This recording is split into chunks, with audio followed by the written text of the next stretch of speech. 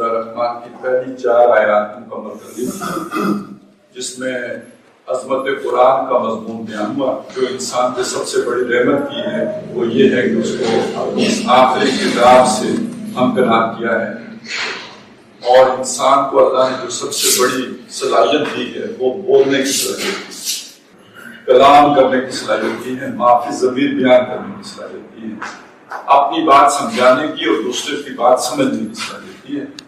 لہذا بہترین لوگ در حقیقت وہ ہیں کہ جو اللہ کے اس کلام کو سمجھ کر دوسروں کو سمجھانے کی کوشش کریں۔ یہ اس کا لبے لباب ہے جو ہم نے تقریباً پچھلی نشست میں 1 گھنٹہ تقریباً ہم نے اس پر صرف کیا۔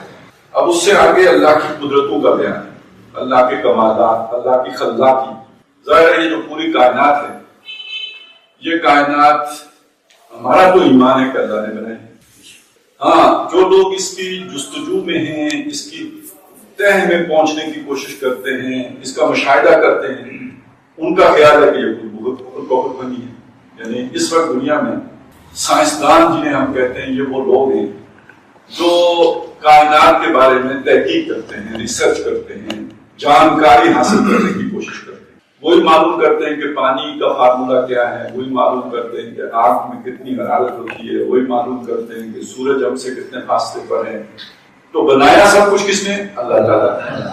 اب وہ جو بنا ہوا ہے اس کے بارے میں سمجھنا، جانکاری حاصل کرنا، یہ سائنس ہے۔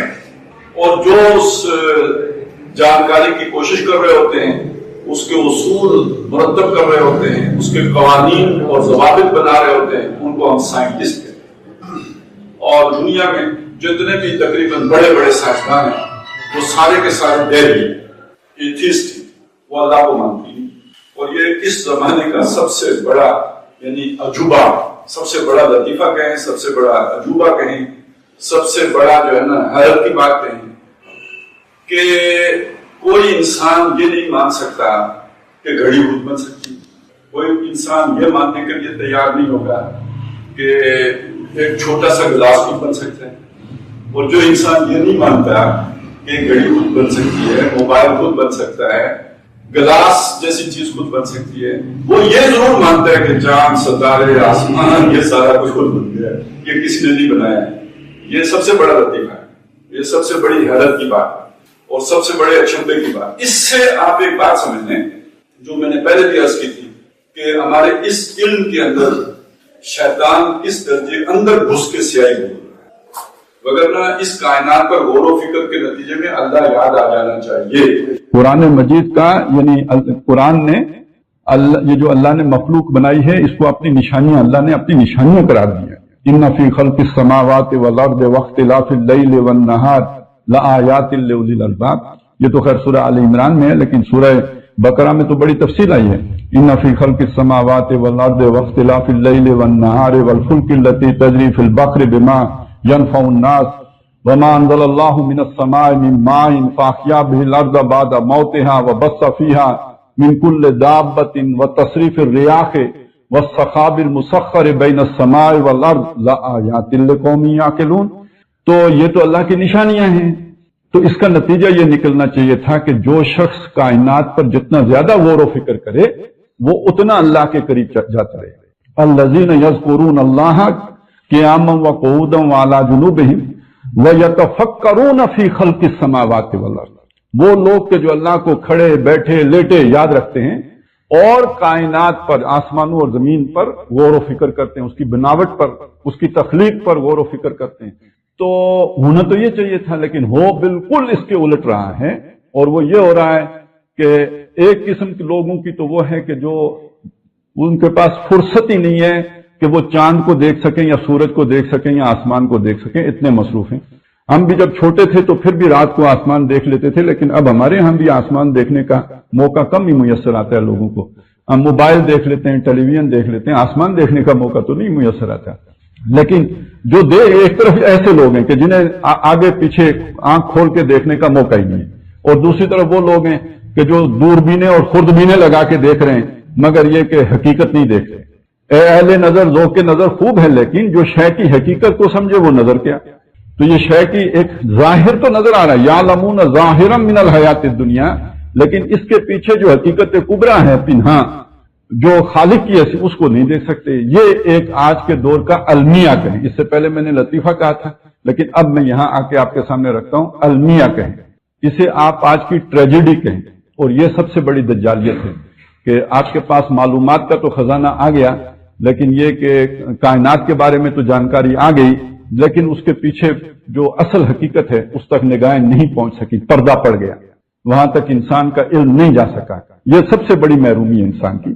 तो बहरहाल कुरान मजीद ने अपनी बात समझाने के लिए, यानी अल्लाह ताला की खल्लाकी, अल्लाह की कुदरत, अल्लाह की ताकत, अल्लाह के बनाने का जो फन है, उसको बार बार जगह जगह उजागर किया है कि वो कितना अला कुल्ल शैइन कदीर हस्ती है, कितना बड़ा खल्लाक है, कितना बड़ा माहिर है बनाने में। इसके नमूने हैं जो कुरान मजीद ने जगह जगह बयान किए।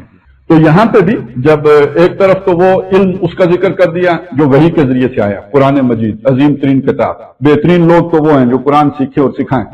उसके बाद दूसरा जो इल्म है, जो इंसान आंख से, कान से, नाक से, जो अल्लाह ने मुख्तलिफ सलाहियतें दी हैं, जिन्हें हम हवासे खमसा कहते हैं, और फिर जो ताकुल की सलाहियत है, इसको बरूए कार लाकर जो इंसान इस्तिंताज और इस्तिखराज के जरिए से या इस्तिंबात के जरिए से जो इल्म हासिल करता है, वो इल्म है कि जिसे हम आमतौर पे इल्म बिल हवास कहते हैं या इल्म बिल अशिया कहते हैं। तो अब यहां पे उस इल्म बिल हवास या इल्म बिल अशिया का जिक्र है जो किया जा रहा है। इसकी तरफ और जगहों पे भी कुरान मजीद ने इशारा किया है ना, अफला यंजुरून इलल इबली कैफ खुलिकत व इलस समाई कैफ रुफियत व इलल जिबाल कैफ नुसिबत व इलल अर्द कैफ सुतिखत। तो क्या ये देखते नहीं है उस ऊंट की तरफ जिस पर ये सवार होकर जाते हैं कि किस तरह उसे डिजाइन किया गया है, इस सहरा के लिए गोया खास यानी स्पेशलाइज्ड यानी फॉर्म में उसे बनाया गया कि वो सहरा का जहाज कहलाता है। क्या उसको नहीं देखते? और अपने ऊपर आसमान को नहीं देखते कि उसको कैसे बुलंद कर दिया गया, और दाएं बाएं जो है खड़े पहाड़ों को नहीं देखते कि कैसे मजबूती से जमा दिए गए, और नीचे बिछी हुई जमीन को नहीं देखते कि किस तरह उसे बिछा दिया गया जिसके ऊपर इनका ऊंट जो है वो चलता चला जा रहा है। तो ये सारा देख के फज़क्किर खुद भी याद आना चाहिए, तो नबी आप भी याद कराएं इन्हें। तो ये असल में एक दो उलूम जो इंसान को दिए गए, बल्कि इस दो से मुझे एक बात अब एक इक्वेशन सी ज़हन में आ रही है, वो आपके सामने रख दूं। तो गोया ये दो आंखें इंसान की, एक इल्म दुनिया और एक इल्म वही, एक इल्म अशिया या इल्म बिल हवास और एक इल्म बिल वही। ये दो आंखें हैं जिनसे इंसान देखता है, और इनका आपस में कम्बिनेशन क्या है? जितना इंसान का इल्म बिल हवास वसी होता चला जाएगा, इतना ही इल्म बिल वही के बारे में उसकी जानकारी बढ़ती चली जाएगी। ये मैं इसे चलें एक मिसाल अगर आपके सामने रखूं तो यूं होगा कि यूं समझिए अगर इल्म का समंदर है जिसके किनारे आप खड़े हैं और कुरान मजीद वो समंदर है, ठीक हो गया। आप उस समंदर से कितना पानी भर सकेंगे? जितना आपके पास बर्तन हो। अपने बर्तन से ज्यादा पानी आप समंदर से नहीं ले सकते। बर्तन कैसे बनेगा आपका? ये जो ज़र्फ़े ज़हनी है, यानी बर्तन वो जो आपका सोच है, समझ है, वो समझ आपकी दुनिया की समझ, जितनी आपकी दुनिया की समझ होगी इतना आपका ज़र्फ़ बड़ा होगा, जितना आपका ज़र्फ़ बड़ा होगा इतना कुरान मजीद का इल्म उसके अंदर समा सकेगा। ये इसका आपस में ताल्लुक है। अब हुआ क्या है? हुआ ये है कि जिनका ज़र्फ़ बन गया ना बड़ा, वो अंदर से रहा खाली, उसमें कुरान आया ही नहीं। वो मैं पहले बता चुका, बेदीन है, लादीन है, दैरिये है, वो खुदा को मानते ही नहीं। और जो खुदा के मानने वाले हैं उनका वो ज़र्फ़ इतना बड़ा नहीं हुआ, उन्होंने दुनिया का ये इल्म हासिल नहीं किया, उनका वो ज़र्फ़ उतना वसी नहीं हुआ कि आज के इंसान को वो जिसका ज़र्फ़ बड़ा है उसको समझा सके। ये है अलमिया, और ये है हर एक की एक आंख का बंद होना। किसी की बाईं आंख बंद है इल्म दुनिया वाली, और किसी की दाईं आंख बंद है इल्म वही वाली। इससे मैं सिर्फ ये मराज ले रहा हूं, इतनी सी बात सामने रख रहा हूं कि वो जो दज्जालियत है उसके साथ एक मुमासलत है। मैं ये नहीं कह रहा हूं कि यही दज्जाल है। दज्जाल एक शख्स होगा जो आखिरी जमाने में आएगा, लेकिन उससे पहले एक माहौल बनेगा ना, जिस माहौल में वो आएगा। तो वो माहौल असल में बन चुका है कि एक एक आंख हर तरफ बंद है, आधी आधी सोच है, निस्फ सोच है। बहरहाल चलें अब आगे चलते हैं। फरमाया अशम्स वल कमर बेहुस्बान, सूरज, शम्स और कमर जो है वो चांद को कहते हैं। तो ये जो सूरज है और चांद है ये बेहुस्बान, ये हैं हिसाब के लिए, हिसाब ही को जो उसी से ये लफ्ज बना है। और हिसाब से यहां मराद क्या है یعنی یہ کہ جو بھی ہم ناپ تول کرتے ہیں، گنتی کرتے ہیں، عمر کی کرتے ہیں، وقت کی کرتے ہیں، تو اس کے لیے دو یہ چیزیں کام آتی ہیں، ایک سورج ہے اور ایک چاند ہے۔ اور آج کل بھی شمسی کیلنڈر ہے اور قمری کیلنڈر ہے، یہی دونوں ہوتے ہیں نا۔ 12 مہینے پہ تو سب کا اتفاق ہے، کیا سورج والے کیا چاند والے، دونوں 12 مہینے تو مانتے ہیں۔ تو سورج والوں کا جو ہے وہ انگریزی جو مہینے ہیں ان میں جنوری فروری ہوتا ہے، اور یہ بھی سورج والے مہینے ہیں، یہ جو پھگن چیتر ہے نا، یہ بھی شمسی نظام ہے۔ تو شمسی نظام صرف جو ہے نا وہ مغربی نہیں ہے، جو مغرب میں رائج ہے اس کے ساتھ جو مہینے آتے ہیں وہ جنوری فروری مارچ اپریل آتے ہیں، اور یہ جو آپ کا مشرق میں جو ہندوستانی جو بکرمی کہتے ہیں اس کو، تو یہ ہے یہ بھی شمسی، اور اس کے ساتھ وہ ہوتا ہے جی ساون بھادوں اور اسوج کہتے ہیں وہ اسے، کتک ہم کتا کہتے ہیں وہ کتک ہے۔ تو اس طرح وہ جو ہے نا یہ 12 مہینے وہ بھی پورے کر دیتے ہیں، تو وہ بھی شمسی ہیں۔ اور ہمارا جو معاملہ ہے یعنی اسلامی جسے ہم عام طور پہ کہتے ہیں وہ سارا کا سارا چاند پر ہے۔ اچھا، بعض لوگ اسے اسلامی کے مقابلے میں شمسی کو غیر اسلامی سمجھ لیتے ہیں، تو ایسی بات نہیں ہے۔ اسلامی ہم اس معنی میں اسے کہتے ہیں کہ مطلب ہمارے رمضان کا جو بھی تعین ہوگا تو قمری اعتبار سے ہوگا، اس میں شمسی اعتبار نہیں لیا جائے گا۔ اسی طرح حج کا جو بھی تاریخیں مقرر ہوں گی تو قمری اعتبار سے ہوں گی، لیکن اس کا یہ مطلب نہیں کہ ہمیں سورج کے حساب کے ساتھ ہمارا کوئی عمل دخل ہی نہیں ہے۔ ہماری نماز ساری کی ساری سورج کے گرد اس کا معاملہ ہے۔ اقیم الصلاۃ لدلوک الشمس الی غسق اللیل وقرآن الفجر، تو نماز کا تو سارا نظام سورج کے گرد ہے۔ ظہر کب ہوگی؟ جب سورج ڈھل جائے گا۔ عصر کب ہو جائے گی؟ جب سایہ اتنا ہو جائے گا۔ مغرب کب ہو جائے گی؟ جب سورج غروب ہو جائے گا۔ اور سورج غروب ہوئے تقریباً رات اتنی گہری ہو چکی ہوگی تو عشاء ہوگی، سورج نکلنے سے اتنے پہلے تک جو ہے وہ آپ کی فجر ہوگی۔ تو نمازوں کا سارا نظام جو ہے وہ سورج کے ساتھ ہی۔ اسی طرح روزہ رکھنے کا نظام، روزے کے مہینے کا تعین تو چاند کرے گا، لیکن روزہ رکھنے کا جہاں تک معاملہ ہے تو اس کا تعلق بھی سورج کے ساتھ ہے۔ وہ جو خیط الابیض من الخیط الاسود جو ہے وہ تو سورج ہی طے کرے گا نا کہ یہ کالی دھاری سے سفید دھاری کب ممتاز ہوئی ہے، یہ تو سورج کی بنیاد پر طے ہوگا۔ اور ثم اتموا الصیام الی اللیل، پھر روزے کو پورا کرو رات تک، تو رات اور دن کا یہ جو الٹ پھیر ہے یہ تو سارا سورج کا مرہون منت ہے۔ تو یہ سمجھ لیجئے کہ ایسا نہیں ہے کہ ہمارے اسلامی حساب کتاب میں سورج کا کوئی عمل دخل نہیں ہے، بالکل ہمارے عبادات کا یعنی جو معاملہ ہے خاص طور پہ حج اس کا روزے کا ہے اور نماز کا ہے، تو اس کے سورج کا بھی اس میں عمل دخل ہے اور اس میں چاند کا بھی عمل دخل ہے۔ روزے کے معاملے میں تو چاند کا ہے، نماز کے معاملے میں چاند کا عمل دخل نہیں ہے۔ تو بڑی بات یہ آ گئی، یوں سمجھ لیجئے کہ اللہ نے ایک بہت بڑا گھڑیال بنایا۔ ایک ہماری یہ گھڑی ہے نا، چھوٹی سی گھڑی ہوتی ہے جو ہم رسٹ واچ جو ہم کلائی پہ باندھ لیتے ہیں، یا اس سے پہلے ایک گھڑی ہوتی تھی جو جیب میں ڈال لیتے تھے۔ تو یہ جو ہماری گھڑی ہے اسی طرح ایک بڑی گھڑی ہے جو اللہ تعالیٰ نے بنائی ہے، اور ہماری گھڑی کے اندر کبھی کبھی فرق آ جاتا ہے۔ وہ جو اب تو خیر الیکٹرانک گھڑیاں ہیں ان میں شاید نہیں آتا فرق، لیکن پہلے اچھے سے اچھی گھڑی ہوتی تھی، راڈو شاید سمجھا جاتا تھا، بڑی اچھی گھڑی ہوتی تھی۔ تو جو بھی اچھے سے اچھی گھڑی بھی ہو تو اس میں کوئی نہ کوئی 24 گھنٹے میں کوئی 15 سیکنڈ آگے پیچھے ہو جاتے تھے، بڑا مشکل ہوتا تھا کہ بالکل برابر چلتی رہے، آگے پیچھے ہو جاتی تھی۔ لیکن یہ کہ کبھی سورج لیٹ ہوا، کبھی چاند لیٹ ہوا۔ والشمس تجری لمستقر لها ذالک تقدیر العزیز العلیم، اور سورج ہے جو چلا جا رہا ہے اور اپنے مستقر جو اس کا جو رستہ مقرر کر دیا گیا نا، جس پر اس نے جس پر اسے قرار ہے، وہ جیسے ٹرین آپ پٹری پہ چڑھا دیتے ہیں، تو یوں سمجھ لیجئے یہاں قرار وہ جو مستقر ہے وہ کسی ایک مخصوص ٹھکانے کے لیے نہیں ہے، اس پورے رستے کے لیے یہ لفظ استعمال ہوا ہے جس پر سورج چل رہا ہے۔ تو وہ چلا جا رہا ہے اور نہ آگے ہوتا ہے نہ پیچھے ہوتا ہے، کوئی لہجہ سیکنڈ کا 1000واں حصہ بھی اس کی جو ہے نا وہ چال آگے پیچھے نہیں ہوتی۔ اور یہ کیا ہے؟ فرمایا ذالک تقدیر العزیز العلیم، یہ تقدیر ہے۔ اب تقدیر کا مصیبت ہماری یہ ہے کہ ہم ترجمہ کرتے ہیں اندازہ ہے، اب کیا کریں اس کا ترجمہ؟ یہ ترجمہ اصل میں اندازہ تو ہمارے عام محاورے میں تکے کو کہتے ہیں نا، میں نے اندازے پہ پتھر مارا، یعنی میں نے کوئی نشانہ لے کے نہیں چلایا، اندازے پہ چلایا۔ تو وہ جب اندازہ ہم اس کا ترجمہ کرتے ہیں تو مجبوری یہ ہو جاتی ہے کہ ہمیں لگتا ہے کہ یہ کوئی اللہ نے بھی نعوذ باللہ کوئی تکا لگایا، ایسی بات نہیں ہے۔ یہاں اندازہ پرفیکشن کے معنی میں ہے، ذرا دیکھو کوئی بال برابر فرق آتا ہو اس سارے جو ہے عمل کے اندر، اور صدیوں سے قرنوں سے چل رہا ہے، کوئی لہجہ آگے پیچھے نہیں ہوا۔ یہ ہے اس کا مقرر کیا ہوا اندازہ۔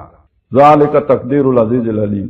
اور لا الشمس ینبغی لہا ان تدرک القمر ولا اللیل سابق النہار، نہ سورج کے لیے ممکن ہے کہ جا کے چاند کو پکڑ لے، نہ چاند کے لیے ممکن ہے کہ اس کو کراس کرے۔ یہ سب اپنے اپنے مدار میں، اپنے اپنے مستقر پر، اپنے اپنے دائرے میں چکر کھا رہے ہیں، آگے پیچھے نہیں ہو سکتے۔ کل فی فلک یسبحون، صرف سورج اور چاند ہی نہیں بلکہ سب کے سب جتنے بھی اجرام سماویہ ہیں سب متحرک ہیں، سب جو ہے وہ چکر کھا رہے ہیں۔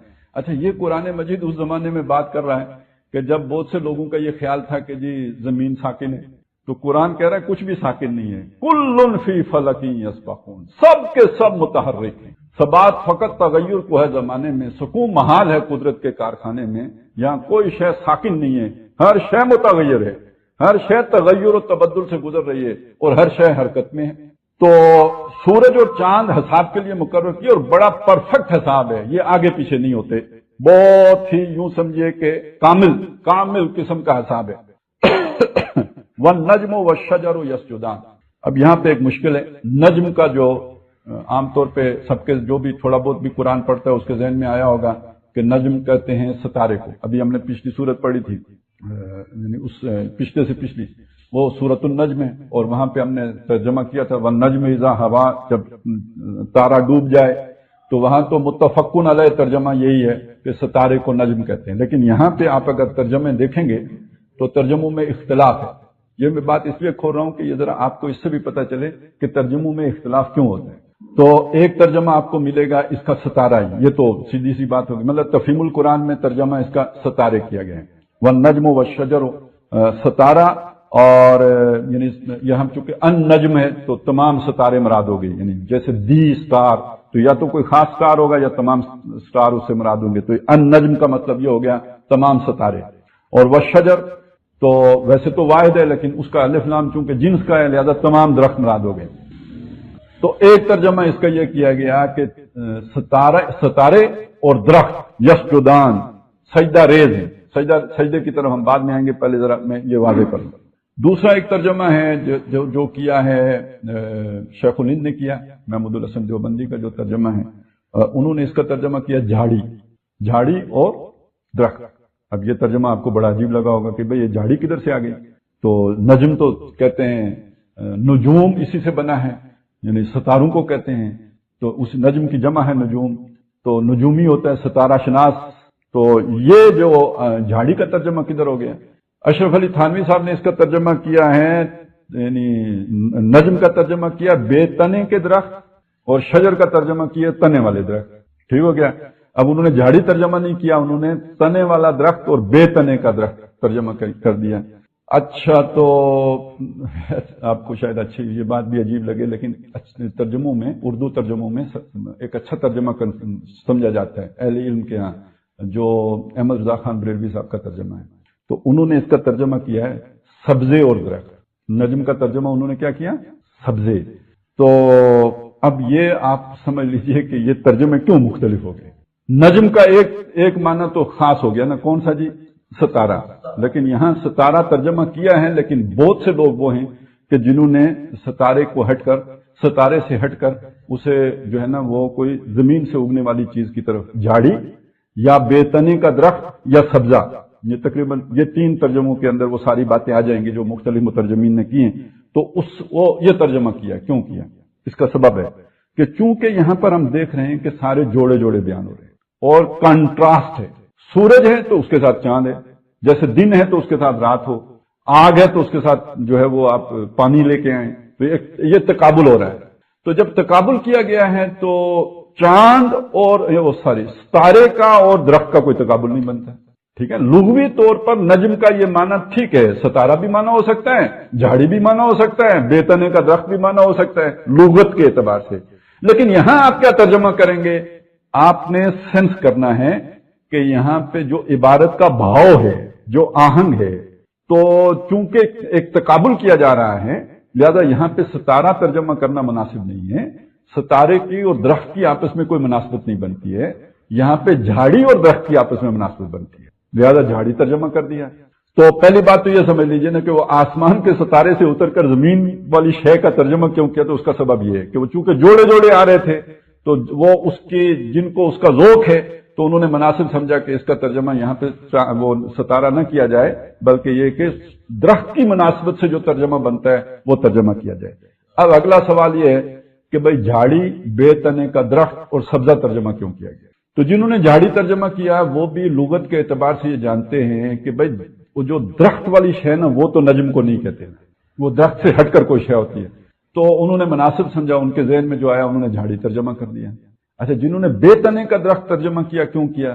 وہ یہ کہنا چاہ رہے ہیں کہ اصل میں جھاڑی کا بھی چھوٹا سا تنا تو ہوتا ہے، یہ تنے والی شے کو نجم نہیں کہتے، یعنی یہ کسی جیسے گھاس پھوس ہوتا ہے اس طرح کی چیز کو نجم کہتے ہیں۔ سمجھ آ گئی؟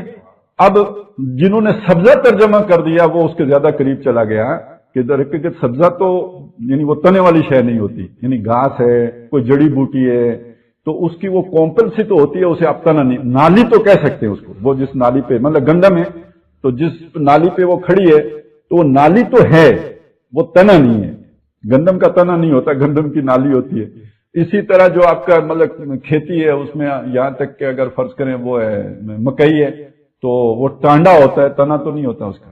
تو اس سے سمجھ لیجئے کہ سبزہ ترجمہ کرنے کے پیچھے کیا سوچ ہے، بے تنے کا درخت ترجمہ کرنے کے پیچھے کیا سوچ ہے، اور جھاڑی ترجمہ کرنے کے پیچھے کیا سوچ ہے۔ بہرحال یہ جو ترجمہ کوئی بھی غلط نہیں کرتا، جو بھی ترجمہ کرتا ہے وہ اصل میں قرآن مجید کے جو مفہوم ہیں یا اس لفظ کے جو معنی ہیں ان کو پہنچانے کی اردو زبان میں کوشش کی جاتی ہے، اور قرآن مجید بڑی بلیغ کتاب ہے، یہ ممکن نہیں ہے کہ اسے پوری طرح اردو میں پہنچایا جا سکے، لہذا یہ ترجموں کا اختلاف ہی آپ کو صحیح معنی تک پہنچاتا ہے، اس میں کوئی پریشان ہونے کی بات نہیں ہوتی۔ آپ سارے ترجمے سامنے رکھیں، ان کے اندر ہی اس کا اصل مفہوم ہوگا، یہ اس سے آپ کو بات بڑی اچھی طرح سمجھ آ جائے گی۔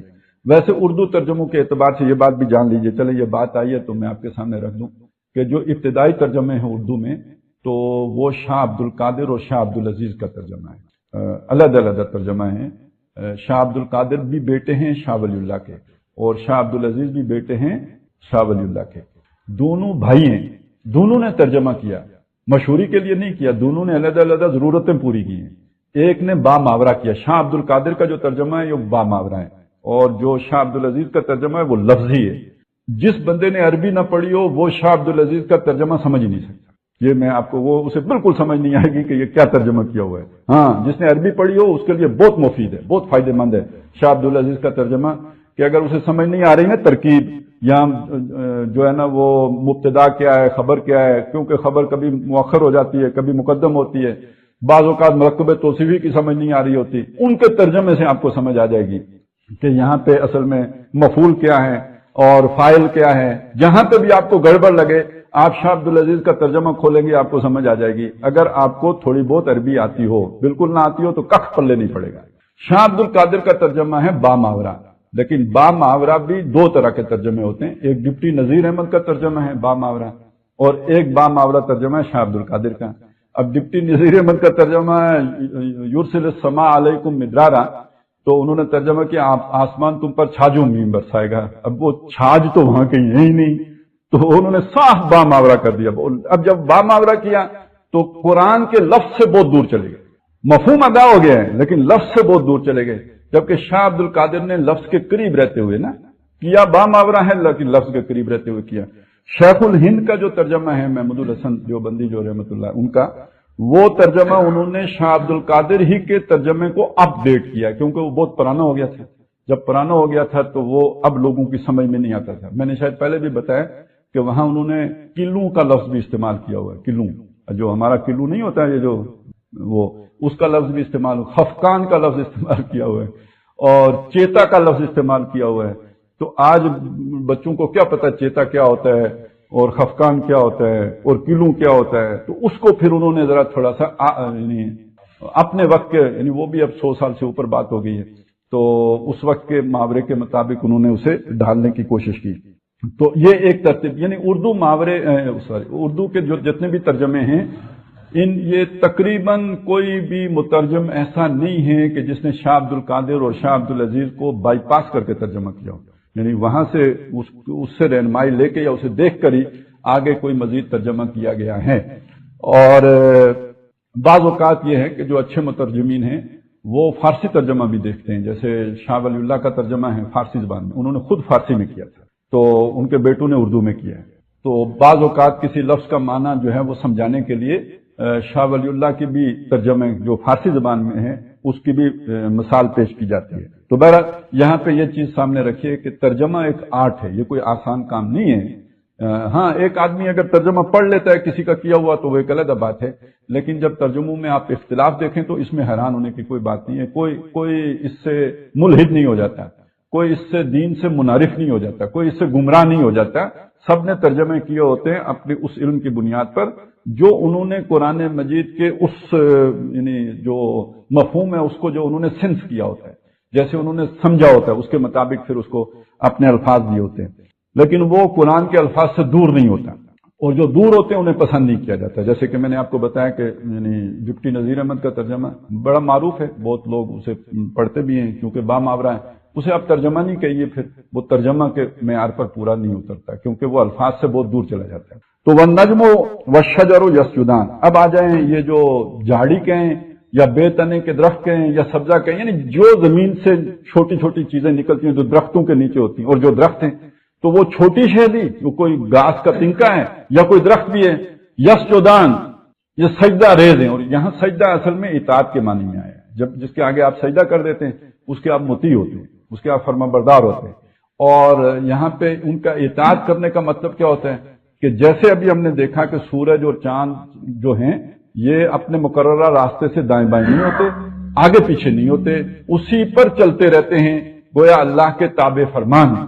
اور یہاں پہ جو جھاڑی اور درخت کا بھی ذکر کر دیا، یعنی اللہ نے جو قوانین قدرت بنا دیے ہیں ان سے وہ باہر نہیں جاتے، طغیانی نہیں کرتے، سرکشی نہیں کرتے، بغاوت نہیں کرتے، اللہ کے بنائے ہوئے فزکس کے اصولوں کے اور کیمسٹری کے اصولوں کے تابع دار ہیں، اس سے باہر نہیں نکلتے۔ یہ یہاں سجدے کا معنی یہ ہوگا، یعنی کس موسم میں انہوں نے پتے جھاڑنے ہیں، کس موسم میں پتے نکلنے ہیں، کب ان پر پھل آنا ہے، یہ کوئی اللہ کے ضابطے کی خلاف ورزی نہیں کرتا، اس ضابطے کے سب تابع ہیں۔ تو یہی مضمون قرآن مجید نے کسی اور طرح بھی مختلف جگہوں پہ بیان کیا کہ وَلَهُ أَسْلَمَ مَن فِي السَّمَاوَاتِ وَالْأَرْضِ، اسی کے آگے سر تسلیم خم کیے ہوئے ہیں ہر وہ شے جو آسمان میں اور جو زمین میں۔ اب سر تسلیم خم میں نے ترجمہ کر دیا، اسلام کا مطلب تو کیا ہوگا، یعنی اپنے آپ کو اطاعت کے لیے پیش کر دینا۔ آپ جو مخالفت کر رہے تھے کسی کی، اس مخالفت کو چھوڑ کر، جیسے ہتھیار ڈال دینا ہوتا ہے نا کہ جنگ ہو رہی تھی، دو فوجوں کی لڑ رہی تھی، تو ایک فوج نے ہتھیار ڈال کے دوسری فوج کے آگے سر طاعت خم کر دیا کہ اب ہم آپ کی بات مانیں گے، مزید نہیں لڑیں گے۔ تو اسلام کا حقیقی معنی تو یہ ہے کہ گویا آپ نے اللہ کے ساتھ جنگ بند کر دی۔ خواتین و حضرات، جس موضوع پر مجھے اظہار خیال کرنے کے لیے کہا گیا ہے، یہ ہمارے دین کا وہ موضوع ہے کہ جس کا تعلق اخلاص کے ساتھ ہے۔ آپ نے اگر کبھی کسی عالم دین سے سنا ہو کہ کوئی عمل اخلاص کے بغیر قابل قبول نہیں ہے، تو اس کا مطلب یہی ہے کہ ہماری نیتیں خالص ہو جائیں۔ لیکن نیتیں خالص ہونے کا مفہوم کیا ہے اور نیتیں خالص کی کیسے جا سکتی ہیں، یہ بڑا مشکل ٹاپک ہے دونوں اعتبارات سے۔ اسے علمی طور پر بیان کرنا بھی اتنا آسان نہیں ہے، سمجھنا بھی اتنا آسان نہیں ہے، اور پھر اس کے بعد یہ کہ اس پر عمل پیرا ہونا بھی اتنا آسان نہیں ہے۔ اس لیے کہ ہمارے اندر اللہ تعالیٰ نے مختلف جذبات رکھے ہیں، مختلف ڈیزائرز ہیں، ارجز ہیں، انسٹنکٹس ہیں، اور وہ سب ڈرائیونگ فورس بنتے ہیں ہمارے عمل کے لیے۔ ایک بچے کی کوئی نیت نہیں ہوتی، لیکن یہ کہ جب اسے بھوک لگتی ہے تو وہ روتا ہے، عمل ہے اور اس کے پیچھے کوئی شعوری نیت نہیں ہے۔ لیکن اگر آپ اس کو پیچھے جا کے دیکھیں تو اس کے پیچھے وہ بھوک کی انسٹنکٹ ہوتی ہے جو اسے رونے پہ مجبور کرتی ہے۔ تو اس کا مطلب ہے اس کے رونے کے پیچھے بھی کوئی نہ کوئی نیت تھی جس کا شعور اسے نہیں تھا۔ میں آپ کے سامنے تقریر کر رہا ہوں، اس کے پیچھے بھی کوئی نیت ہو سکتی ہے، اور وہ نیت یہ بھی ہو سکتی ہے کہ مجھے خود نمائی کا شوق ہو، اور میں چاہتا ہوں کہ میں جانا جاؤں، پہچانا جاؤں، لوگوں کے ہاں میرا تعارف ہو، اور کوئی مجھے راستہ نہیں ملا اپنا تعارف کرانے کا، تو میں نے یہ اپنے لیے ایک راستہ نکال لیا. جیسے بچہ رو کے بھوک کا اظہار کر لیا اس نے، تو میں نے اپنے خود نمائی کا اظہار یوں کر لیا کہ چلے میں نے ایک فیلڈ میں ایک سکل ڈیولپ کر لی اور اس سے میں معروف ہو گیا. اچھا، اب اندازہ آپ لگائیں کہ خود میرے لیے کیا آسان ہے کہ میں یہ نتیجہ نکال سکوں کہ میں نے یہ کام خود نمائی کے جذبے کے تحت کیا ہے یا اللہ کو راضی کرنے کے لیے کیا ہے. تو میرا خیال ہے کہ میں خود اپنے آپ کو پر بھی کبھی یہ یقین سے یہ بات نہیں کہہ سکتا کہ بھئی میں نے یہ کام جو ہے اللہ کی رضا کے لیے کیا ہے. جو میں نے عرض کیا عین ممکن ہے کہ میں نے خود نمائی کے تحت کیا. تو اس لیے میں کہہ رہا تھا کہ پہلی بات تو یہ ہے کہ اس ایشو کو سمجھنا اتنا آسان کام نہیں ہے. تو دوسرا ایشو یہ ہے کہ سمجھ جائیں تو اس کے بعد اس پر عمل پیرا ہونا بھی کوئی اتنا آسان کام نہیں ہے.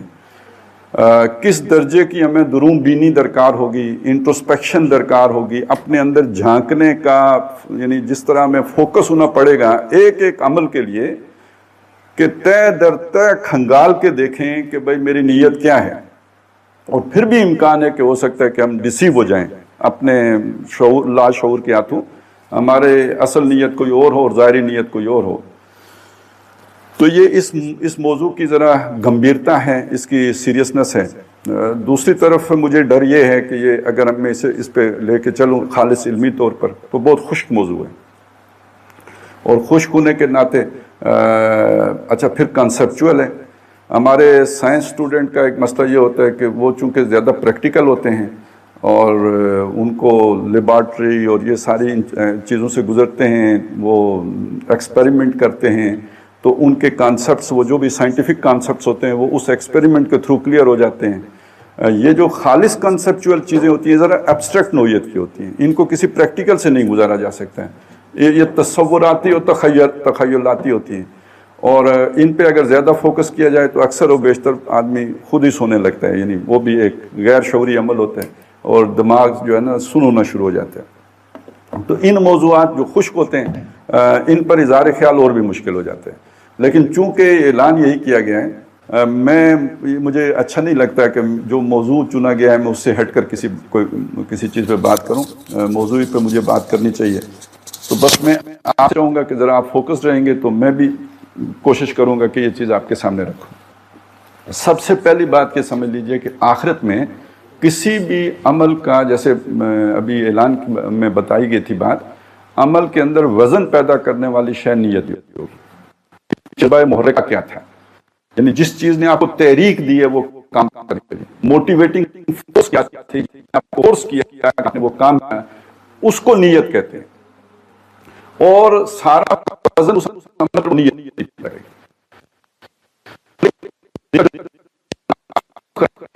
بدلے کا دن ہے تو اس ایک فکر ہے یوم تبلس سرائر، جس دن وہ چھپی چیزیں ہوتے ہیں نا، سر چھپی ہوئی چیز. اسرار آپ نے سنا ہوگا جس کا مطلب ہوتا ہے راز. سر کائنات کا لفظ، کائنات کا راز. تو سریر وہ چیزیں جو اسرار، جو چھپی ہوئی چیزیں ہیں یا سرائر ہیں، ان کو کھولا جائے گا. اللہ کو سامنے لے آئے گا.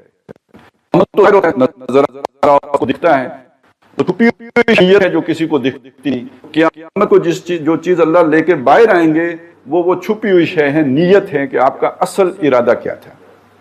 ایک تو یہ آپ کے سامنے چیز رہنی چاہیے. اسی طرح وہ حُصِّلَ مَا فِی الصُّدُورِ، یہ الفاظ بھی آپ نے یہ آخری پارے کی جو صورتیں اس میں آتے ہیں، حاصل کر لیا جائے. حُصِّلَ حاصل کر لیا جائے گا. مَا فِی الصُّدُورِ جو سینوں میں ہے.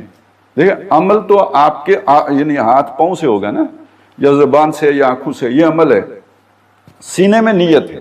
وَحُصِّلَ مَا فِی الصُّدُورِ، اس کے اندر سے حاصل کر لیا جائے گا کہ جو اس کے سینے میں تھا. اب میں آپ کے سامنے ایک مثال، اگر یہ تصور سامنے آ جائے تو 3 آدمیوں کا جو بہت بڑا عمل ہو سکتا ہے اس کا ذکر کیا گیا حدیث میں. آپ ذرا سوچیں، اس آدمی کا تصور کریں جو ساری زندگی اللہ کی خاطر لڑتا رہا، جہاد میں حصہ لیا اس نے، اور اسی رستے میں لڑتے لڑتے ایک دن شہید ہو گیا. ہمارے دینی اعمال کے اعتبار سے جو اسے کہتے ہیں نا جو ہائیسٹ ورچو ہے، جو سب سے بڑی نیکی ہے، وہ اللہ کی راہ میں گردن کٹانا ہے. یعنی اس سے بڑی نیکی کوئی بھی نہیں ہے کہ ایک بندہ اللہ کی راہ میں قتل ہو جائے. یہ سمم بونم کا ایک تصور ہے. جو سب سے بڑی نیکی ہوتی ہے وہ یہ ہے ہمارے دین کے اندر کہ کسی شخص نے اللہ کی راہ میں اپنی گردن کٹا دی. ظاہر ہے سب سے قیمتی چیز جان ہوتی ہے تو وہ دے دی تو اس سے بڑی بات کوئی نہیں ہے. ایک یہ ایسا شخص ہوگا جس نے گردن کٹوائی ہوگی اپنی. دوسرا شخص وہ ہوگا کہ جس نے مال و دولت اللہ کی راہ میں خرچ کیا ہوگا, سخی ہوگا, بہت بڑا سخی ہوگا. تیسرا آدمی وہ ہوگا کہ جس نے علم پھیلایا ہوگا, وہ ہماری طرح اس نے تقریریں بہت کی ہوں گی, لوگوں تک اللہ کی باتیں پہنچائی ہوں گی. یہ 3 لوگ ہوں گے.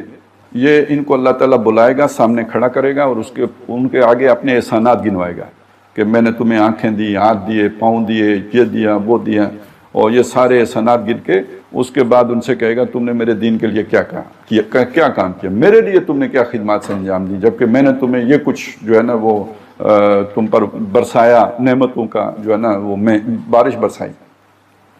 وہ اپنی اپنی جگہ پہ جو بھی ان کے یہ اعمال تھے یہ بتائیں گے. عالم کہے گا میں نے ساری زندگی تیرے علم پھیلایا, لوگوں کو دین سکھایا, کریا بستی بستی, گاؤں گاؤں, گھر گھر جا کے لوگوں کو سمجھایا کہ یہ دین ہے, تو میں نے تو یہ کام کیا ہے. اللہ تعالیٰ فرمائیں گے کذبتا, تو نے جھوٹ بولا ہے. کیا مطلب, اس نے یہ کام نہیں کیا تھا؟ نہیں کیا تھا. تو پھر کیوں اللہ نے فرمایا جھوٹ بولا؟ وجہ بتائی, تو نے یہ کام اس لیے کیا کہ دنیا میں میری مشہوری ہو. فقد قیلا, وہ کہا جا چکا, دنیا میں تیرے نام کا ڈنکا بج چکا, لوگ مشہور کر چکے یہ بات کہ یہ بہت بڑا عالم ہے, بڑا اسکالر ہے, بڑی یہ علامہ ہے, بلا ہے, یہ ہو چکا ہے. فرشتوں کو حکم ہوگا کہ اس کو پاؤں سے پکڑ کر منہ کے بل گھسیٹ کے دوزخ میں ڈال دو.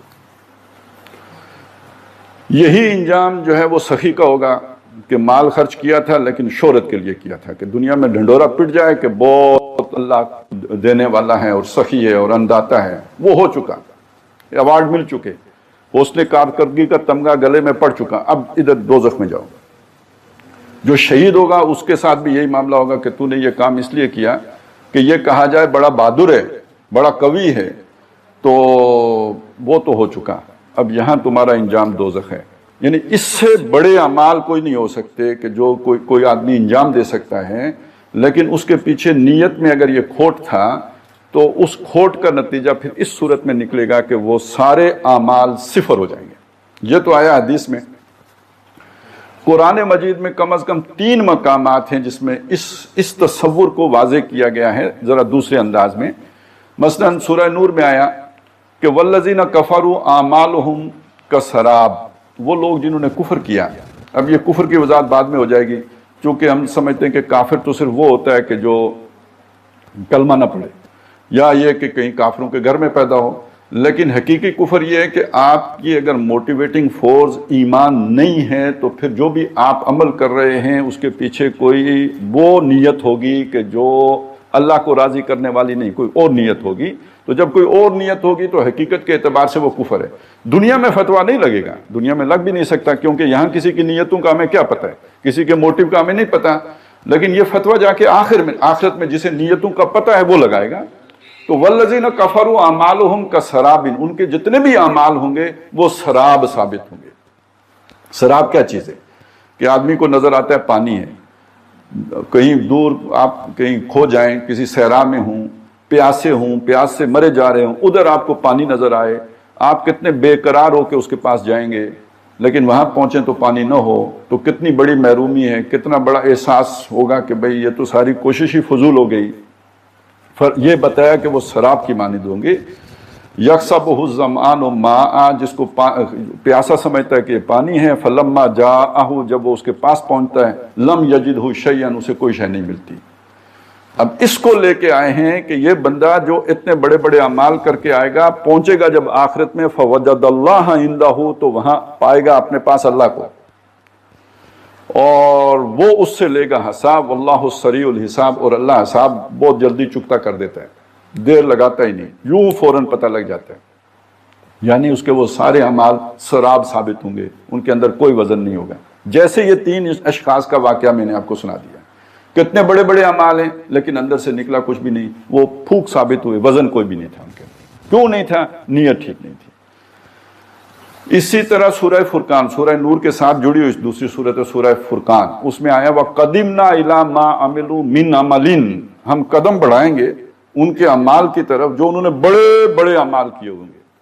اب اس میں جو وہ نقشہ ہے نا، الفاظ ہیں لیکن اس میں ایک اچھا سامنے آتا ہے، وہ جیسے آپ نے اگر کسی کو وہ جو فٹ بال میں کک لگاتے ہوئے دیکھو نا، فاول ہونے کے بعد جب وہ فری کک لگتی ہے تو 2-4 قدم لے کے تو وہ کک لگاتا ہے زور سے، تو بالکل وہ انداز ہے۔ وَقَدِمْنَا، ہم قدم بڑھائیں گے، إِلَىٰ مَا عَمِلُوا، ان کے اعمال کی طرف، مِنْ عَمَلٍ، جو بڑے بڑے عمل انہوں نے کیے ہوں گے، فَجَعَلْنَاهُ هَبَاءً مَنْثُورًا، تو ان کو ہم راکھ اڑا کے منتشر کر دیں گے، راکھ بنا دیں گے، ان اعمال کے اندر کوئی وزن نہیں ہوگا۔ وجہ کیا ہے؟ یہ نیت کی وجہ ہوگی۔ تو میں نے پہلے تو آپ کے سامنے یہ چیز رکھ دی کہ یہ کوئی اتنا سوکھا موضوع نہیں ہے، اوکھا ہے۔ دوسری بات آپ کو یہ سمجھا دی کہ اس کی اہمیت یہ ہے کہ ہماری ساری محنت غلط نیت کی وجہ سے اکارت ہو سکتی ہے، پوری زندگی کی محنت اکارت ہو سکتی ہے۔ اور وہ بڑی اس کی پرفیکٹ مثال ہے، وہ جو 3 اشخاص کی میں نے آپ کو دی ہے، وہ پوری زندگی کے ان کا عمل ہے، ساری زندگی اس پر کار بند رہے ہیں، لیکن یہ کہ آخرت میں نتیجہ اس کا 0 نکلا ہے۔ اس کا یہ مطلب وہ کوئی ایک نماز کا مسئلہ نہیں ہے، کسی ایک روزے کا مسئلہ نہیں ہے، یا کسی ایک تقریر کا مسئلہ نہیں ہے، یہ پوری زندگی کا مسئلہ ہے۔ اب آئیں اس چیز کی طرف کہ یہ تو چلے ایک ہمارے سامنے منفی پہلو، سلبی پہلو آ گیا، تو مثبت طور پہ نیت ہونی کیا چاہیے؟ تو اس کو قرآن مجید نے سورہ بقرہ آیت نمبر 177 میں بیان کیا ہے۔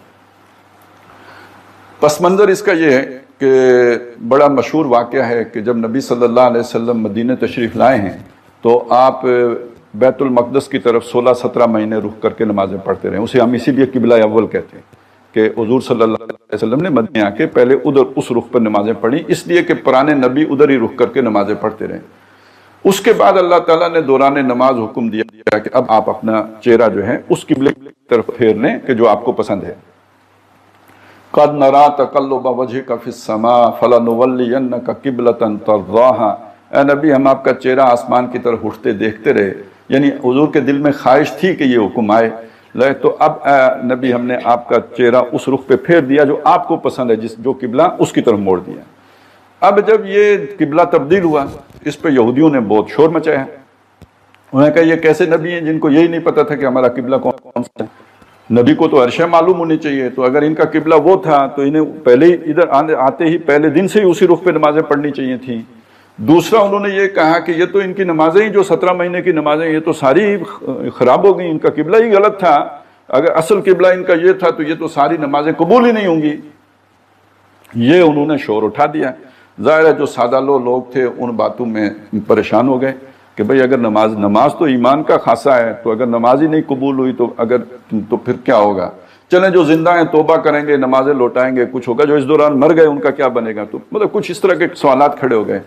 اب اس کا جواب ہے جو اللہ تعالیٰ دے رہے ہیں۔ پہلے تو ان لوگوں کو کہا یہ بے وقوف ہیں۔ سَيَقُولُ السُّفَهَاءُ مِنَ النَّاسِ مَا وَلَّاهُ مَنْ قِبْلَتِهِمُ الَّتِي كَانُوا عَلَيْهَا، جو لوگوں میں سے بے وقوف ہیں وہ یہ بات کہیں گے کہ کس چیز نے انہیں اس قبلے سے پھیر دیا جس پر کہ یہ پہلے تھے۔ تو بے وقوف کہا، کیوں کہا؟ بے وقوف ہم کب کسی کو کہتے ہیں؟ جب کسی کو کوئی بات سمجھ میں نہ آ رہی ہو، ہم کہتے ہیں تو بالکل بے وقوف ہے۔ الو بھی کہتے ہیں، الو کا پٹھا بھی کہتے ہیں۔ تو یہ اصل میں یہ ساری اسی کے قریب قریب باتیں ہو گئیں کہ وہ ہم ریئیکٹ کر رہے ہوتے ہیں اس چیز پہ جب کسی کو کوئی چیز سمجھ نہیں آتی ہے۔ تو اللہ نے کہا، تو یہ اللہ نے یعنی انہیں بیوقوف کس بنیاد پہ کہا؟ اسی بنیاد پر کہا کہ یہ پورا تصور ان کا صحیح نہیں ہے، انہوں نے چیزوں کو اوپر سے دیکھا ہے، گہرائی سے نہیں دیکھا ہے، اس لیے کہ آپ بے وقوف ہیں۔ اور آگے جا کر پھر اسے سمجھایا کہ دیکھو نیکی جو ہے صرف یہی نہیں ہے کہ تم اپنے چہرے مشرق یا مغرب کی طرف پھیرو۔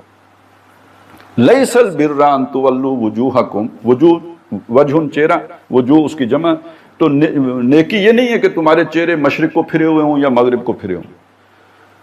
نیکی کا یہ ظاہر ہے، اس سے نیکی کی رسم بنتی ہے، اس سے نیکی کا ایک ظاہری ڈھانچہ بنتا ہے، وہ ڈسپلن کے لیے وہ بھی ضروری ہے، اس کی اہمیت ہے، اس کی اہمیت سے انکار نہیں ہے، لیکن اس کو کل سمجھ لینا یہ بے وقوفی ہے، یہ سمجھداری نہیں ہے۔ اور اگر یہ جو میں نے آپ کے سامنے رکھا کہ اتنے بڑے بڑے اعمال اکارت ہو گئے، تو جس بندے کے سامنے یہ سارا تصور ہو، وہ ظاہر کو کب نہیں گا، وہ تو بڑے سے بڑا عمل کر کے تو خوف میں رہے گا کہ پتہ نہیں قبول بھی ہوگا کہ نہیں ہوگا، میری نیت بھی صحیح ہوئی تھی یا نہیں ہوئی تھی۔ لہٰذا جو لوگ اس ظاہر پر فوکس ہو جاتے ہیں وہ بے وقوف ہیں۔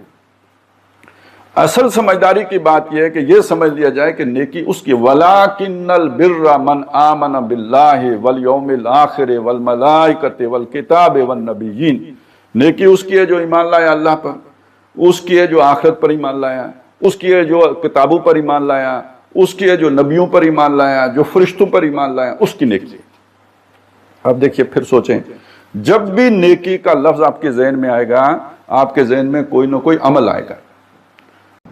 رسول آ کے لوگوں کو خبردار کر دیں کہ یہ دن آنا ہے اور اللہ نے آپ سے یہ پوچھنا ہے، یہ گواہی ہے جو رسول دیتے ہیں اللہ کی طرف سے لوگوں کے سامنے۔ اس کو اگر سمجھنا ہو تو نبی اکرم صلی اللہ علیہ وسلم نے 23 سال محنت کرنے کے بعد جو آخری آپ نے بڑا خطبہ ارشاد فرمایا، وہ ہمارے ہاں حجۃ الوداع کے خطبے کے نام سے جانا جاتا ہے، اور وہاں آپ نے لوگوں سے پوچھا، اے لوگوں، کیا اللہ کی بات میں نے تم تک پہنچا دی؟ الا هل بلغت، کیا میں نے پہنچا دیا؟ اور 1.25 لاکھ کے لگ بھگ جو مجمع تھا اس نے جواب دیا، انا نشهد انک قد بلغت الرسالۃ وادیت الامانۃ ونصحت الامۃ وکشفت الغمۃ۔ اے اللہ کے رسول، ہم گواہی دیتے ہیں آپ نے پہنچانے کا حق ادا کر دیا، آپ نے امانت کا حق ادا کر دیا، آپ نے امت کی خیر خواہی کا حق ادا کر دیا، آپ نے برائی کے پردے چاک کر دیے، حقیقت واشگاف کر دی، ہم گواہی دیتے ہیں۔ اب یہ گواہی لینے کے بعد نبی صلی اللہ علیہ وسلم نے آسمان کی طرف دیکھا، انگلی اٹھائی اور اللہ سے دعا کی، یا اللہ کو خطاب کیا، اللہم اشہد، اے اللہ یہ جو کہہ رہے ہیں اس پر تو گواہ بن جا، اللہم اشہد، اللہم اشہد۔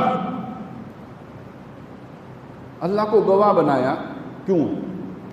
آخرت میں اللہ محمد الرسول اللہ سے پہلے پوچھے گا کہ جو میں نے پیغام آپ تک پہنچایا تھا وہ ان لوگوں تک پہنچا دیا تھا یا نہیں پہنچایا تھا؟ تو آپ صلی اللہ علیہ وسلم نے جواب دینا ہے کہ ہاں میں نے پہنچا دیا۔ تو جن کو پہنچانا تھا جب ان سے جواب لیا تو اللہ کو گواہ بنا لیا کہ اللہ گواہ رہنا، یہ مان رہے ہیں کہ تیرا کام میں نے پورا کر دیا، جس مشن کے لیے تو نے مجھے بھیجا تھا وہ میں نے مکمل کر دیا۔ اب یہاں سے اگلی منزل شروع ہوتی ہے، وہ کیا ہے کہ حضور نے فرمایا فَلْيُبَلِّغِ الشَّاهِدُ الْغَائِبُ، اب جو موجود ہیں اس پر ذمہ داری ہے کہ پہنچائے ان تک کہ جن تک نہیں پہنچا۔ عرب کے لوگوں تک میں نے پہنچا دیا، ایرانیوں تک کون پہنچائے گا؟ رومیوں تک کون پہنچائے گا؟ ہندوستان تک کون پہنچائے گا؟ باقی دنیا تک کون پہنچائے گا؟ یہ ذمہ داری ہے امت کی۔ اس بات کو قرآن نے بیان کیا، کذالک جعلناکم امۃ وسطا، اسی طرح مسلمانوں ہم نے تمہیں درمیانی امت بنایا ہے، لیکون الرسول شہیدا علیکم، تاکہ رسول صلی اللہ علیہ وسلم تمہارے اوپر گواہ بن جائیں، وتکونوا شہداء علی الناس، اور تاکہ تم تمام انسانوں کے اوپر گواہ بن جاؤ۔ جو شخص یہ گواہی دیتے ہوئے دنیا سے جائے، قولی بھی عملی بھی، زبانی کہتا ہو کہ میں اللہ کو بھی مانتا ہوں، محمد الرسول اللہ کو اللہ کا آخری رسول مانتا ہوں، یہ زبانی گواہی ہے، اور اس کا عمل اس گواہی کا مصداق ہو، کامل نمونہ ہو اس گواہی کا، وہ لا الہ کے خلاف جانے والا نہ ہو، محمد الرسول اللہ کی سنت سے ہٹ کر چلنے والا نہ ہو، اس کا یہ عمل باقی لوگوں کے اوپر گواہی ہے۔ ایک ایسا شخص تمہارے درمیان اگر موجود ہے تو آخرت میں تم یہ نہیں کہہ سکتے کہ ہمیں پتہ نہیں تھا، وہ فلاں بندے کا نہیں پتہ تھا، اس کا عمل تم نے نہیں دیکھا تھا، اس کی گواہی تم نے نہیں دیکھی تھی، اس کی موجودگی ہی ایک گواہی ہے۔ یہ ہے کہ جو ذمہ داری امت پر اللہ تعالیٰ نے لگائی، امت جب تک اس ذمہ داری کو ادا کرتی رہی، اللہ کی مدد امت کے ساتھ رہی، اور جب امت نے اس ذمہ داری کو بحیثیت مجموعی ترک کیا تو اس کے بعد اللہ کی مدد بھی آہستہ آہستہ اٹھتی چلی گئی۔ صرف آج جو دنیا میں مسلمانوں کے ساتھ ہو رہا ہے تو سمجھ لیجئے اصل سبب اس ذمہ داری کو ترک کرنا ہے، جس وجہ سے اللہ نے امت سے اپنا دست شفقت ہٹا دیا۔ اب آ جائیں کہ حضرت حسین رضی اللہ تعالیٰ عنہ نے جو قربانی دی، تو وہ اس کو ہم کیوں کہتے ہیں کہ اسلام زندہ ہوتا ہے ہر کربلا کے بعد؟ تو اب سمجھ لیجئے اصل اسلام کیا ہے۔ ابھی ہم قربانی کی عید کر کے فارغ ہوئے نا، یہ جو قربانی کی عید ہے اس میں پیغام کیا ہے؟ اللہ کی طرف سے ایک خواب آئی باپ کو کہ اپنے بیٹے کو میری راہ میں قربان کرو۔ باپ بیٹے سے پوچھتا ہے کہ اللہ تعالیٰ کا یہ حکم ہے، میں تو کرنے کے لیے راضی ہوں، تم بھی تیار ہو کہ نہیں ہو؟ بیٹا کہتا ہے ابا جی آپ مجھے صبر کرنے والوں میں سے پائیں گے، ففعل بما تؤمر، جو آپ کو حکم دیا گیا ہے وہ کر گزریے، میں رکاوٹ نہیں ڈالتا، میں قربان ہونے کے لیے تیار ہوں۔ قرآن کہتا ہے فلما اسلما، جب دونوں نے یہ اسلام قبول کر لیا، باپ قربان کرنے پر تیار ہو گیا، بیٹا قربان ہونے پر تیار ہو گیا، یہ اسلام ہے۔ اپنا سب کچھ اسلام کی راہ میں لٹا دو، اپنا سب کچھ اسلام کی راہ میں کھپا دو، گواہی یہ دینی ہے۔ اب اس گواہی کو ایک اور طرح سمجھیے، آج کل جو ہے نا برسات کا موسم ہے، رات کو جہاں پہ لائٹ جلتی ہے، اسٹریٹ لائٹ، آپ جب صبح وہاں سے گزرتے ہیں تو نیچے کافی کچھ کیڑے مکوڑے پروانے مرے پڑے ہوتے ہیں یا نہیں مرے پڑے ہوتے ہیں؟ آپ اگر اوپر نہ بھی دیکھیں نا، نیچے ہی دیکھ رہے ہوں، یہ نیچے مرے ہوئے پروانے گواہی دے رہے ہوتے ہیں کہ اوپر لائٹ تھی جس پر رات کو پروانے مرے ہیں۔ جب کوئی شخص اللہ کی خاطر اپنا سب کچھ قربان کر دیتا ہے، جیسے ابراہیم علیہ السلام نے قربان کیا، جیسے حضرت اسماعیل علیہ السلام قربان کرنے کے لیے تیار ہوئے، اصل اسلام یہی ہے، یہ اللہ کی سب سے بڑی گواہی ہے۔ علامہ اقبال نے اس مضمون کو باندھا ہے، مقام بندگی دیگر مقام عاشقی دیگر، یہ جو بندگی ہے، عبادت ہے، سجدہ ہے، تلاوت ہے، نماز ہے، حج ہے، روزہ ہے، اللہ کے احکامات کی پیروی ہے، یہ وہ مقام ہے کہ جو فرشتے بھی اس پر موجود ہیں، تو یہ مقام بندگی ہے۔ لیکن اس سے اوپر ایک مقام ہے، وہ عشق کا مقام ہے، محبت کے جنون کا مقام ہے۔ ز نوری سجدہ می خائی ز خاکی بے شزاں خائی، اگر ان نوریوں سے، فرشتوں سے مجھے سجدے چاہیے تو یہ جو خاکی میں نے بنائے ہیں ان سے سجدے بھی چاہیے ہیں، لیکن اس سے زیادہ بھی چاہیے۔ چنا خود را نگہداری بائیں بے نیازی، ہاں وہ ایک بے نیاز ذات ہے، لوگوں کی نظروں سے اوجھل ہو گئی ہے، اسے کوئی جانتا ہی نہیں ہے، کسی کو معلوم ہی نہیں کہ وہ بھی کوئی ہستی ہے، لوگ اپنے دھندوں میں پڑے ہوئے ہیں۔ شہادت بر وجود خود ز خون دوستاں خائی، جو اس کے دوست ہیں، جو اس کے محبوب ہیں، جو اس سے محبت کرتے ہیں، جو اس پر ایمان لاتے ہیں، جو اس کا کلمہ پڑھتے ہیں، وہ اپنی جان کا نذرانہ پیش کر کے اس کے وجود کی گواہی دیتے ہیں۔ تو اصل اسلام کیا ہوا؟ اللہ پر اپنی جان نچھاور کر دینا ہے، اللہ کے دین پر اپنی جان نچھاور کر دینا ہے۔ ہماری حکمت کا تقاضا کیا ہوتا ہے؟ گھر بچا لینا، جان بچا لینا، عزت بچا لینا، مال بچا لینا، کاروبار بچا لینا، کیریئر بچا لینا، نوکری بچا لینا، تعلق بچا لینا۔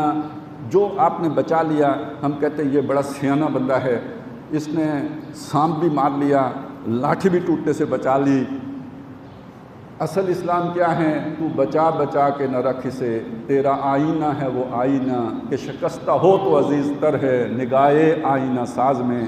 اب آپ سوچیں، محمد الرسول اللہ صلی اللہ علیہ وسلم اسی طرح جان ہتھیلی پہ لے کے نکلے یا نہیں نکلے؟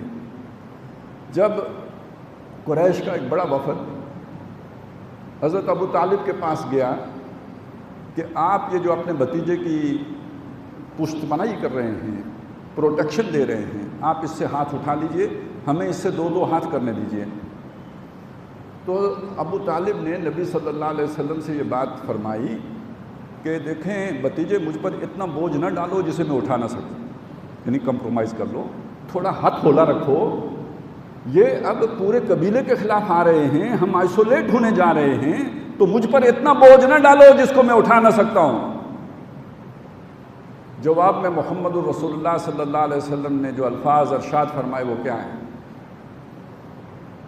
کہ چاچا جان، اگر یہ لوگ میرے ایک ہاتھ میں سورج اور دوسرے میں چاند رکھ لیں تو میں تب بھی وہ کام نہیں چھوڑوں گا جس پر اللہ نے مجھے مامور کیا ہے، یا تو میں اس کام میں سرخرو ہوں گا اور کامیاب ہوں گا، یا اسی کام میں اپنی جان گھول دوں گا، لگا دوں گا، کھپا دوں گا۔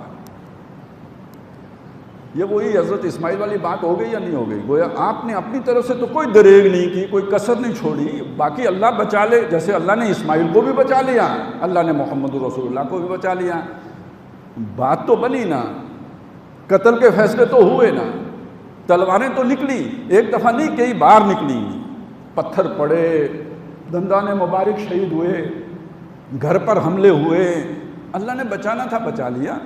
लेकिन ये कि हज़रत हुसैन रज़ी अल्लाह ताला अन्हु ने तो जान दी, कुर्बान हुए, बाकायदा हुए, और उन्हें भी नज़र आता था कि रास्ता तो कोई नहीं, वो भी अगर कंप्रोमाइज़ हो जाते तो जान बचा सकते थे। बाकियों की तरह वो भी अगर सरेंडर कर जाते तो वो भी जान बचा सकते थे, वो भी घर बचा सकते थे, वो भी रिश्तेदार बता सकते थे, वो भी ताल्लुकात उस्तवार कर सकते थे, उनके वजीफ़े भी जारी हो सकते थे, उन्हें प्रोटोकॉल मिल सकता था, वो वीआईपी ज़िंदगी बसर कर सकते थे, उन्हें हज़रत जी कहा जाता, वो सैयद थे, सैयद माना जाता। सिर्फ उन्होंने मुखालफत नहीं करनी थी, सिर्फ मुखालफत नहीं करनी। मैं आपको ये बात बता रहा हूँ, ये बातें आम नहीं हैं। यजीद की बैत करना लाजिम नहीं था, आपने हज़रत माविया के दौर में भी नहीं की थी, यजीद की बैत नहीं की, वली यदी की बैत भी नहीं की थी। यजीद जब खलीफा बन गया तब भी उसकी बैत नहीं की थी। आप जिंदा थे, आप पर किसी ने हमला नहीं किया था, आप पर आपका कोई नुकसान नहीं हुआ था, वजीफ़े भी नहीं बंद हुए थे। मामला तो तब हुआ ना कि जब आप निकले हैं, जब आपने चैलेंज किया है, जब आपने अपने जो है ना मुस्लिम बिन अकील को भेजा है अहले कूफा की बैत लेने के लिए। तो आप अगर चैलेंज ना करते तो यजीद जो है वो स्टेटस को बरकरार रखने के लिए तैयार था। तो चैलेंज क्यों किया? हम कहते हैं, या हम में से बाज़ लोग कहते हैं अपने हक़ के लिए किया। ये हज़रत हुसैन की तौहीन है, अपने हक़ के लिए नहीं किया। ये बात सही नहीं है कि वो ये कि मेरा हक़ है कि मैं खलीफा बनूँ। असल बात क्या है, ये खिलाफत हक़ है उम्मत का। मुहम्मदुर रसूलुल्लाह सल्लल्लाहु अलैहि वसल्लम ये अमानत जो उम्मत के सुपुर्द करके गए थे, इसके ऊपर किसी ख़ानदान की इजारादारी जो है ये उम्मत के हक़ पर डाका है। ये बात समझना इसलिए ज़रूरी है कि अगर उस वक्त किसी ख़ानदान की इजारादारी उम्मत के हक़ पर डाका था तो आज भी डाका है। किसी इदारे को ये हक़ नहीं दिया जा सकता कि वो उम्मत का ये हक़ सल्ब कर ले।